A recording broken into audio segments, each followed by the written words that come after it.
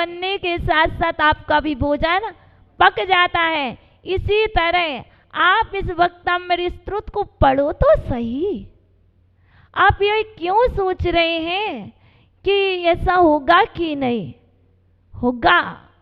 यह हित करेगा ही नहीं, ये तो पक्का ही है। देखो, आपको वक्तामृत स्तोत्र में दूसरी जगह ले जा रही हूँ, पर मैं पहले से बता दे रही हूँ, चाहे वो नमोकार मंत्र हो, चाहे वो कोई सा भी मंत्र हो, और सभी मंत्र और सभी स्तोत्र उतना ही प्रभाव छोड़ेंगे। वो नमोकार मंत्र हो सकता है, वो 48 रिद्धियाँ भी हो सकती है, वह वर्धमान मंत्र भी हो सकता है, और यहाँ पर होने वाले जाप अनुष्ठान में से कोई भी एक भी मंत्र हो सकता है। वह आपकी मदद तो कर ही देगा। इसलिए आप आज सिर्फ एक ही चीज़ लेके जाना, हम अपने अंदर की अग्नि को शांत करने के लिए आए थे।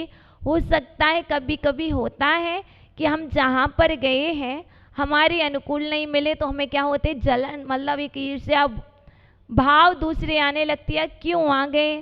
तो उस समय भी क्या आ गया हमारे अंदर में? विचार गलत, विभाव की जलन आ गई। आपको स्वभाव क्या था? स्वभाव क्या था? शांति का नीर। और मन में यदि अशांति हो गई तो वो अशांति होना भी तो जलन है। हमें उन सबको समन करने के लिए मात्र आप तो भगवान के नाम का कीर्तन करना है। कीर्तन करो। क्या? प्रभु कीर्तना शांति भवति। आदिनाथ भगवान के कीर्तन करने से, प्रभु के कीर्तन करने से, बीतरागी जिनेंद्र देव के कीर्तन करने से हमारे जीवन में शांति होती है। माँ के नाम लेने से हमें जल की प्राप्ति होती है। माँ माँ जल चाहिए, और क्या कहा? माँ गिलास को बजाया। क्या किया?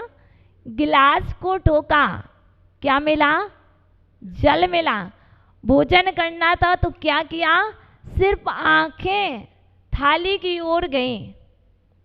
अभी माँ से कहा नहीं, माँ से कुछ बोला नहीं। यदि आंखें थोड़ी सी वहाँ हुई तो माँ समझ गई कि इसे भूख लगी है, भोजन चाह रहा।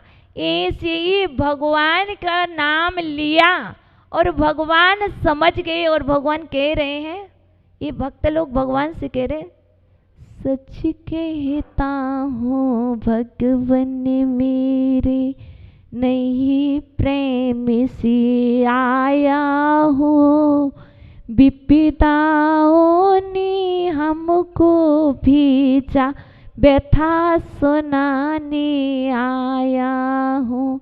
यहाँ पर सत्य बात है, हे भगवान, यदि मुझे कष्ट ना होते तो मैं आपके चरणों में क्यों आता?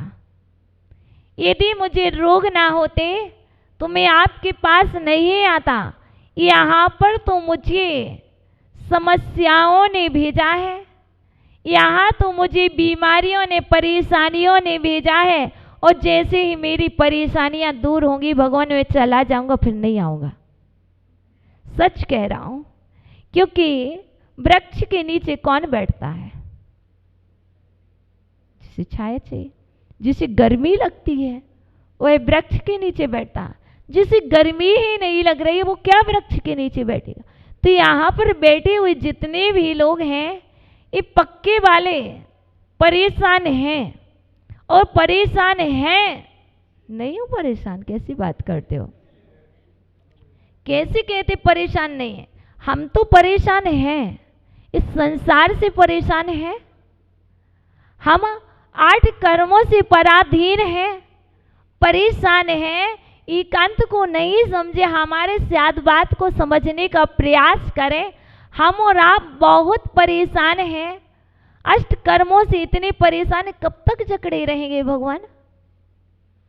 अब वो अग्नि को समन कर दीजिए। इसीलिए आपके पास आए हैं। आपके पास वह ताकत है, वह सामर्थ्य है कि आप अष्ट कर्मों को दहन करके आप हमें वहाँ ले जाएंगे। इसलिए हे परमात्मा, सच कह रहा हूँ, यदि आप अंदर की अग्नि को शांत कर देते हैं तो बाहर की अग्नि को शांत करने की सामर्थ्य आपके अंदर में है। कैसे? देखिए, एक श्रावक श्रेष्ठी है, लक्ष्मीधर नाम है, पौधनपुर के निवासी हैं, सेठ थे। विचार चल रहा था दीपावली का दिन है, लेकिन एक दीप में जाना है, सेंहल दीप के लिए करना है। सेठ है, व्यापार के उद्देश्य से सेंहल दीप के लिए जाना है। दीपावली का दिन है, महावीर स्वामी का निर्वाण महोत्सव है, वह भी मनाना है। लेकिन क्या करें, व्यक्ति बिजनेस के उद्देश्य से, और पहले का समय बैलगाड़ियाँ, और वह सेठ एक दिन पहले ही निकल देते हैं। लेकिन कोई बात नहीं, सुबह होती है फिर भी चल देते। संध्या को एक रास्ते में पहुंचते हैं। अब विचार आता है आज तो महावीर भगवान का निर्वाण महोत्सव है और हम कैसे रात्रि में विश्राम करना ही है, तो चलो आज जंगल में ही हम दीपावली मनाते हैं। आज दीपमालिका पर्व मनाते हैं क्योंकि गौतम स्वामी को केवल ज्ञान हुआ था और संध्याकालीन सत्र में वह लक्ष्मीधर जी एक दीपक को प्रज्वलित करके जंगल में ही दीपावली मनाते हैं। कि कर्मों ने किसी को नहीं छोड़ा है। दीपावली मनाई है तो पुनः कर्म उदय में आना चाहिए, लेकिन किसी पता था कि अशुभ कर्म भी उदय में आ जाएगा। वह दीपक की लौ हवाएं चलने लगी और इतनी ज़्यादा बढ़ गई कि जो व्यापार के उद्देश्य से बैलगाड़ियों में माल जा रहा था सब कुछ जलने को होने वाली थी। लेकिन लक्ष्मीधर जी बहुत श्रद्धान अवनत सम्यक दृष्टि श्रावक थे और जो भी मित्रगण थे वो चिंता में चिल्ला रहे थे, जलाओ जलाओ जलाओ जलाओ। चिल्लाने वाले तो बहुत थे लेकिन जलाने वाले बहुत कम लोग थे। लेकिन ये लक्ष्मीधर को मालूम था मैं कौन होता हूँ। कर्मों ने देखो तो सही रावण को भी नहीं छोड़ा, कर्मों ने लक्ष्मण जी को भी नहीं छोड़ा, और कर्मों की गति तो देखो सत्येंद्र राजा, उसे भी कर्मों ने नहीं छोड़ा। पार्श्वनाथ जी को कर्मों ने नहीं छोड़ा। हम कौन होते हैं और हम कौन होते हैं कि लक्ष्मी की रक्षा कर सके, धन की रक्षा कर सके, हमारे अंदर में नहीं है ये सामर्थ्य। यदि मेरा शुभ कर्म का योग होगा तो ये अग्नि बुझ जाएगी। अब आप जल ला नहीं सकते हैं, अब जल रहा है, आंखों से दिख रहा है। अब चाहो तो स्वयं जलने लग जाओ। किस चीज में? आर्तरोध्यान करने लग जाओ, वह नष्ट हो गया, वह नष्ट हो गया, वह नष्ट हो गया, देखो वो जल रहा, वो जल रहा, मैं इसने कैसे कमाया था, पसीने की एक एक बूंद बहाई थी। अब चिंता करने लग जाओ। पर जो सम्यक दृष्टि होता वो चिंता नहीं करता, वह विचार करता है। अरे मुझे याद है एक महाराज श्री ने मुझसे कहा था भक्तामृत स्त्रोत में वह सामर्थ्य है कि वह वन की अग्नि को शांत कर देती। वो काप कोई दूसरा नहीं, कल्पांत काल पवनोदत नक्र चक्रम याद आया। और वहाँ पर लक्ष्मीधर ने आंखें बंद कर ली और काव्य पढ़ने लगे। तो उनके साथ जो साथी गण थे, मित्र गण थे, वो बड़े हंसी उड़ाने लगे। अग्नि लगी हुई है और ये देखो जोर जोर से क्या पड़ रहा है, इसी चिंता नहीं हो रही है कि हम जल लाएं, लेकिन ये कुछ पड़ने लग गया। बड़ा परिहास कर रहे थे लोग, लेकिन फिर भी वो कानों में शब्द पड़ रहे थे। ले लक्ष्मीधर जी अटल थे, चंचल नहीं, वह पढ़ती रही और जब सम्यक दृष्टि श्रावक पड़ता है तो कोई ना कोई तो राह निकलती, कोई ना कोई तो समाधान मिलता है। और वहाँ पर हाथ जोड़े खड़ी हुई एक चक्रेश्वरी देवी जो आदिनाथ भगवान की यक्षिणी, वह आकर के खड़ी होती है और एक कलश में जल लिए हैं, भगवान के गंधोदक है। उस गंधोदक को लक्ष्मीधर को देती है और कह देती है इस जल को छिड़क दो। और लक्ष्मीधर ने वही गंधोदक का जल जो ही जहाँ जहाँ छिड़का वहाँ से अग्नि शांत हो गई। देखिए अग्नि जरूरी नहीं सारे जल से शांत की जाए। शांति की दो बूंदें, समता की दो बूंदें आपके अंदर की अग्नि को शांत कर सकती हैं। जैसे आपको हो सकता है स्वाध्याय बहुत कुछ ना दे पाए, लेकिन आपके अंदर में यदि आपने 2 पंक्ति पढ़ ली हैं, वह 2 पंक्ति आपका जीवन बदल सकती है। वैसे भगवान के नाम में और इनकी गंधोदक में वह सामर्थ्य है कि कुष्ठ रोगी निरोगी हो सकता है, तो वन की अग्नि शांत हो सकती है। तो आपके अंदर की बीमारी, आपके अंदर की विपत्तियां क्यों नहीं दूर हो सकती है। आवश्यकता है श्रद्धा की। कोई पूछता है कौन सा काव्य पढ़ें, कोई सा भी काव्य पढ़ो। आपको अपनी परीक्षा करनी, एक काम कर लिया करो। माना कि एक ये माला है, ये माला है, आंखें बंद करना और ऐसे हाथ घुमाना, और जहाँ ये हाथ रुक जाए और फिर काउंट करना कौन साइड से घुमाया था। माना कि देखो ये माला है, यहाँ से हाथ घुमाए, इस समय 27 मोती हैं, यहाँ से घुमाए और माना कि यहाँ रुक गया। अब आपको यहीं से काउंट करना है कौन से नंबर का ये मोती है, कौन से नंबर का यह मोती है। ये 15 नंबर का मोती पड़ा, हमने जब घुमाया और देखा तो ये 15 नंबर का मोती पड़ा। तो आपको कहीं पूछने की आवश्यकता नहीं है, माता जी बताओ मैं कौन से नंबर का काव्य करूं। देखो आप स्वयं आपके ऊपर है, आप कौन से नंबर का करें, आपके पुण्य में कौन सा आया। जैसे अभी हमने देखा तो हमारे पुण्य में आया, एग्जाम्पल दे रहे थे तब 15 नंबर का। और पहले 9 बार या 7 बार अपने इष्ट परमात्मा को याद कर लें। सबसे पहले आप 9 बार या 7 बार अपने इष्ट परमात्मा को याद कर लें। ओम ह्री श्री आदिनाथ जिनेन्द्राय नमो नमः।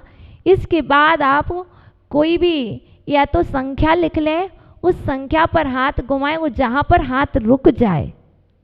और इसमें भी आपको बता दूं, सम और विषम, सम और विषम, यदि विषम संख्या प्राप्त होती है तो आप समझ लेना कि आप बहुत सफल हैं, बहुत जल्दी सफलता।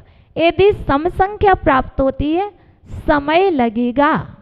क्या सम संख्या प्राप्त होती है समय लगेगा, पर सफल होंगे।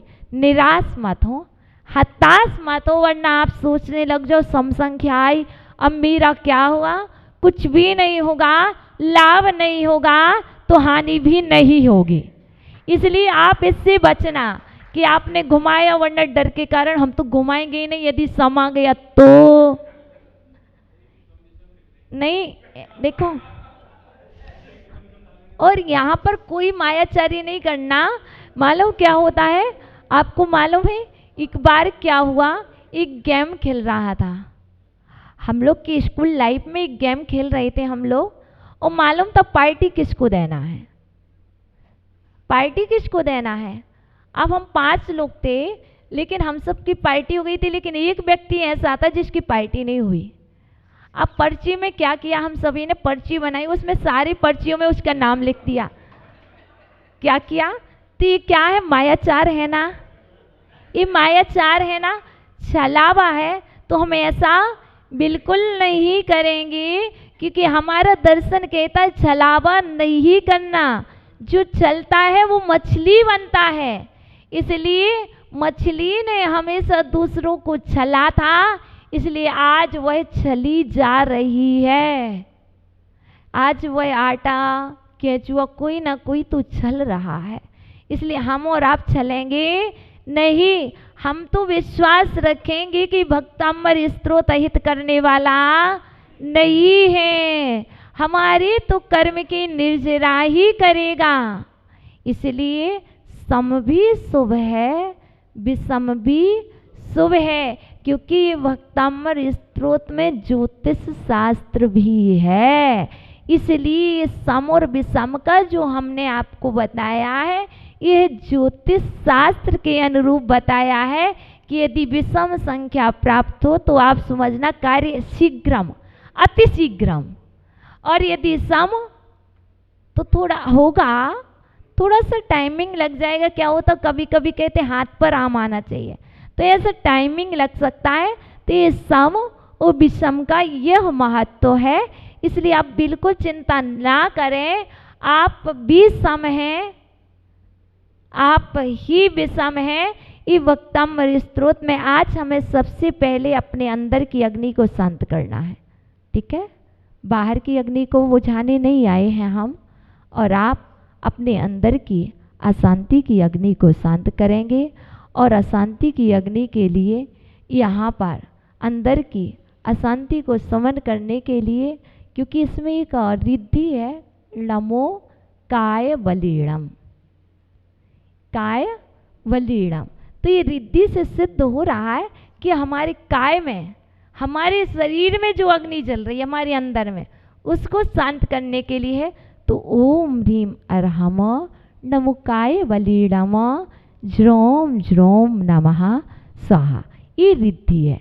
इसका जो मंत्र है वह है ओम ह्रीम श्रीम क्लीम ह्राम ह्रीम अग्नि उपशमनम शांतिम कुरु कुरु स्वाहा। कौन सी अग्नि उपशमनम?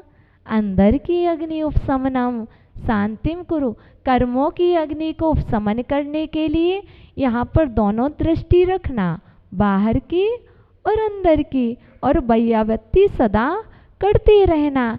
तो आज का काव्य आप सभी के लिए कार्यकारी हो, आप सभी की वैयावृत्ति कर सकें और वैयावृत्ति करके अपना उपकार कर सकें। इन्हीं सद्भावनाओं के साथ ओम नमः शिवाय।